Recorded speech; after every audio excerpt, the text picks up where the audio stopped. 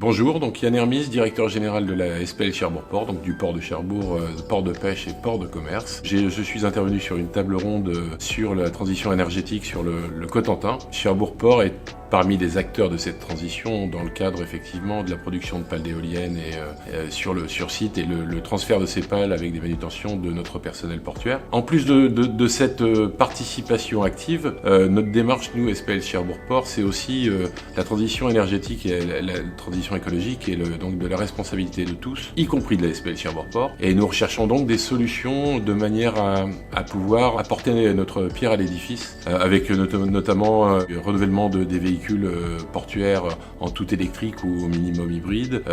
Nous avons également une électrification des quais à venir en partenariat avec Port de Normandie et la communauté d'agglomération. Nous avons également un deuxième projet qui est un développement de logiciels, ce qu'on appelle un GOS, donc un Gate Operating System. Ce développement de logiciel utilisera donc l'IA pour la reconnaissance des plaques d'immatriculation ou numéros de parc des véhicules prêts à leur entrée au port, ce qui permettra donc de les envoyer directement vers leur zone d'embarquement et ainsi moins de distance parcourue. Et de la même manière, les véhicules non accompagnés fret, les remorques, donc seront pris en charge directement par les dockers qui seront équipés de tablettes dans leur véhicule portuaire. Donc ils pourront aller directement vers la zone de stationnement, le prendre en charge. Donc un gain de distance parcourue, ce qui veut dire un gain dans la consommation de carburant des véhicules. Donc voilà, c'est notre démarche à notre niveau, avec bien évidemment encore plein d'idées qui peuvent venir dans les mois et années à venir. Là, on essaye de participer activement à cette transition